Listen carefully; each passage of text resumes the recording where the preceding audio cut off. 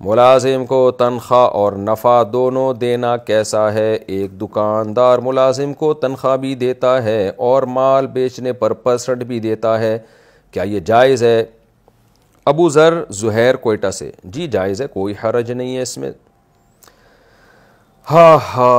تعویذ دے کر اجرت لینا، تعویذ لکھ کر دینے پر اجرت لینا جائز ہے یا نہیں؟ احمد علی، دیکھو تعویذ اگر جائز طریقے سے کوئی قرآن کی آیت یا کوئی بھی ایسا توحید پر مشتمل مضمون ہے یا کوئی دعا ہے وہ لکھ کر دینے پر اجرت لینا جائز ہے، کیونکہ آپ ایک ٹائم کی اجرت لے رہے ہیں، ایک آدمی کی خدمت کر رہے ہیں تو اس کی اجرت لے رہے ہیں۔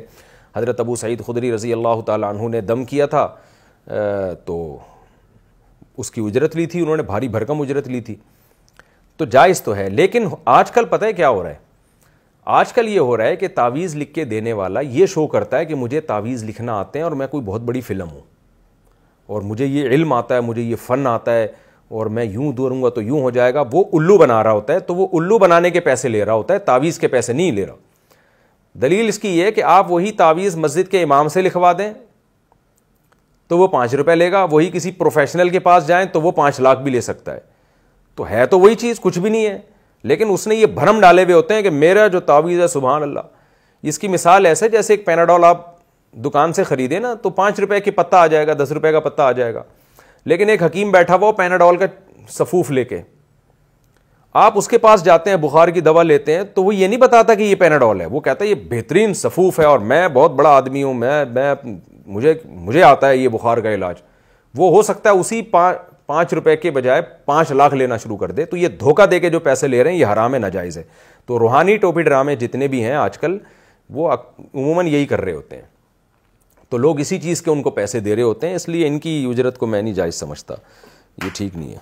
چیز اسٹور کر کے مہنگی فروخت کرنا، سردی کے موسم میں چیزیں خرید کر اسے اسٹور کر کے گرمی کے موسم میں اچھے ریٹ پر فروخت کرنا کیسا ہے؟ شہزاد صاحب کراچی سے، بہت اچھا ہے بھائی، یہی تو بزنس ہے، اور کیا سردی میں خریدے گا تو بیچے گا کب؟ وہ سردی میں تو اس کو مہنگی ملیں گی، جائز ہے، بالکل کوئی حرج نہیں ہے۔ یہ اس ذخیرہ اندوزی میں نہیں آتا جس سے حدیث میں منع کیا گیا ہے۔ کسی کو اڈاپٹ کر لیا تو کیا وہ وارث ہوگا؟ اگر 3 بھائی میں سے ایک بھائی کو اللہ کی طرف سے کوئی اولاد عطا نہیں ہوئی ہو، اس صورت میں اس بھائی کی میراث کا حقدار کون ہوگا؟ نیز کیا وہ اپنی وراثت پر کسی غیر کو اڈاپٹ کر سکتا ہے؟ عبد الخالق سری نگر سے، جس بھائی کے اولاد نہیں ہوئی ہے اس کے انتقال کے بعد اس کی وراثت میں اس کی بیوہ کا حصہ ہوگا اور اس کے بہن بھائیوں کا حصہ ہوگا، یعنی میت کے بہن بھائیوں کا، اور والدین زندہ ہیں تو ان کا بھی ہوگا۔ لیکن اس کے جو لے پالک ہے جس کو اس نے اڈاپٹ کیا اس کا وراثت میں کوئی حصہ نہیں ہوتا، خوب سمجھ لیں۔ البتہ یہ ضرور ہے کہ یہ اس کے لیے وصیت کر سکتا ہے 1/3 کی، کہ میری جتنی وراثت ہے اس میں سے 33.3% اس کو دے دیا جائے، تو 33 یا 33 سے کم کی وصیت کر سکتا ہے، 33 سے زیادہ کی نہیں کر سکتا، پرسنٹیج کی بات کر رہا ہوں، اور اپنی زندگی میں اس کو جتنا چاہے مالک بنا دے۔ لے پالا کے بچپن سے لے کے پالا تھا تو اپنی زندگی میں اس کو ہینڈ اوور کر دے تو پھر ٹھیک ہے، قبضہ دے دے اس کو اور مالک بنا دے تو پھر اس میں وراثت جاری نہیں ہوگی۔ بے شک ایک دفعہ قبضہ دے کے پھر خود ہی رکھ لے، لیکن قبضہ دینے سے ملکیت ٹرانسفر ہو جائے گی۔